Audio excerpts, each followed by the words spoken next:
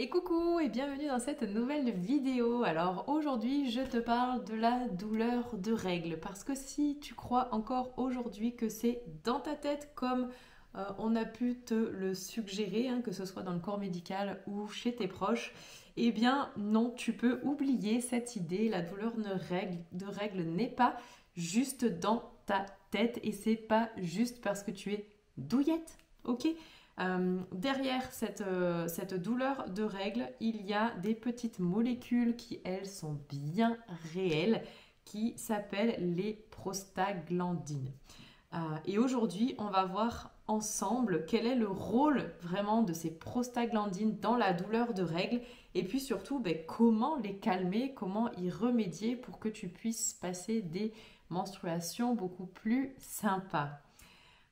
Donc, au niveau du corps, les prostaglandines, c'est ce qu'on appelle des messagers chimiques.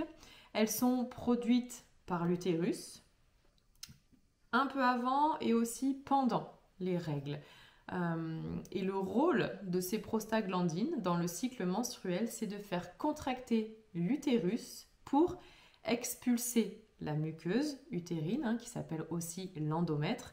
Et c'est cette muqueuse utérine qui saignent, d'accord? Et les prostaglandines, elles viennent aussi participer à l'inflammation locale, à l'inflammation de cette zone utérine. Donc pourquoi est-ce que ça fait mal? Les prostaglandines, comme tous les autres messagers, comme toutes les autres hormones, etc., elles peuvent être produites par notre corps soit en excès, soit pas assez. Et c'est quand elles sont produites en excès que ça devient un problème. Une production excessive de prostaglandines au niveau de ton utérus va entraîner des contractions utérines très, très, très fortes. Ça va ressembler à une crampe vraiment profonde et très puissante qui est douloureuse. Ok ? Les prostaglandines, elles vont aussi amener ce qu'on appelle une vasoconstriction des vaisseaux sanguins de la zone, c'est-à-dire qu'ils sont réduits, leur diamètre est plus petit, ils sont plus serrés. Et donc, ça réduit l'apport sanguin au niveau de l'utérus, au niveau de l'endomètre. Ça réduit aussi l'apport d'oxygène. Et quand un tissu manque d'oxygène, il souffre. Et c'est ça qui va créer la douleur. Ok ? Et donc, les prostaglandines, elles vont créer aussi une inflammation accrue de toute la zone pelvienne. Et c'est pour ça que bien souvent, on peut avoir des douleurs pendant les règles qui sont soit localisées vraiment à l'utérus, mais elles peuvent aussi prendre des proportions de dingue, venir envelopper tout le bassin et même venir tirer dans ton dos. Ok, mais ça, c'est les prostaglandines qui font ça. Ok ? Donc, ce pic-là de production de prostaglandines, il arrive juste avant le début des règles. Ok, il y a un pic de production avant les règles et ensuite il diminue progressivement. Donc c'est pour ça que bien souvent on a bien mal le premier voire le deuxième jour des règles et puis qu'après ça se calme parce que les prostaglandines s'en vont. Ok ? Plus le taux est élevé, t'as compris, plus les douleurs sont intenses. Ok ? Donc, comment calmer en fait cette inflammation naturelle, au final, qui est liée aux prostaglandines? Il y a plusieurs outils que tu peux utiliser là. Tu peux utiliser de l'alimentation pour réduire l'inflammation. On va axer bien évidemment sur une alimentation qui va être anti-inflammatoire, donc qui va demander de supprimer certaines choses qui sont vraiment très inflammatoires, comme les sucres, les produits ultra transformés, etc. Mais ça va aussi demander de réduire simplement certains aliments qui peuvent être riches, qui peuvent être pro-inflammatoires, qui stimulent l'inflammation. Et bien évidemment, on va essayer d'augmenter, de manger plus d'aliments qui vont être anti-inflammatoires naturels, comme les oméga 3, qui sont surtout dans les poissons gras, dans les noix. Le curcuma est anti-inflammatoire aussi.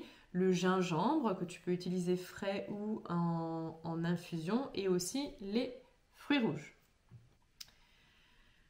Un autre truc qui va être intéressant pour drainer l'inflammation dans ton bassin, c'est d'aller marcher quand tu as tes règles. C'est d'avoir une activité douce, donc la marche, le yoga aussi, le stretching peut permettre ça aussi, parce que le mouvement et l'étirement vont permettre une meilleure circulation sanguine dans la zone et donc un meilleur apport en oxygène malgré les vaisseaux qui sont plus petits et donc ça va pouvoir réduire la stagnation du sang dans cette zone-là, ça va pouvoir réduire aussi la douleur. Okay, tu peux mettre du chaud sur la zone, la chaleur a pour effet de venir dilater les vaisseaux sanguins. Donc ça peut pallier justement à cette restriction et le fait de venir dilater les vaisseaux, bah encore une fois, une meilleure circulation, une meilleure oxygénation et donc beaucoup moins de douleur. On va retrouver évidemment aussi les facteurs, la gestion du stress, tu me connais, hein, je parle énormément du stress, qu'il soit ponctuel ou qu'il soit chronique. Là, on va parler plus du stress chronique qui, lui, entraîne d'une part les dérèglements hormonaux à cause du cortisol et donc entraîne déjà les troubles du cycle à la base. Mais aussi le stress chronique entraîne une production encore plus importante de toutes les prostaglandines. Okay, donc plus tu es stressé, plus tu as des prostaglandines, plus tu as des douleurs de règles. Okay, donc là, ça va être intéressant de te détendre, okay, de respirer, de te relaxer, de faire de la méditation, tout ce que tu peux trouver en fait qui apaise ton système nerveux et donc va réduire aussi l'intensité des douleurs. Bien évidemment, tu peux aussi complémenter ton alimentation par du magnésium. Le magnésium est un relaxant musculaire, donc qui dit relaxant dit contraction utérine plus faible aussi, moins puissante et donc moins douloureuse. Tu peux utiliser aussi la vitamine B6 qui permet un bel équilibre hormonal et nerveux. Et puis toutes les plantes traditionnelles qui sont anti-contractants comme la camomille, l'aquilée aussi, millefeuille. Donc tu peux les prendre en tisane, mais tu peux aussi les trouver en bourgeon, tu peux trouver des huiles essentielles aussi, venir masser ton ventre. Bref, tu vois, il y a vraiment tout un tas de petites choses naturelles qui peuvent venir soulager et réduire ces douleurs menstruelles sans avoir à de suite signer pour une contraception hormonale, contraception qui, je te la rappelle, a certains avantages sur le court terme, certes, mais beaucoup d'inconvénients sur la durée. Voilà. J'espère que cette vidéo t'aura apporté de nouvelles connaissances et puis surtout des pistes pour essayer de souffrir un petit peu moins. Et voilà, si tu as besoin, n'hésite pas. Je reste disponible.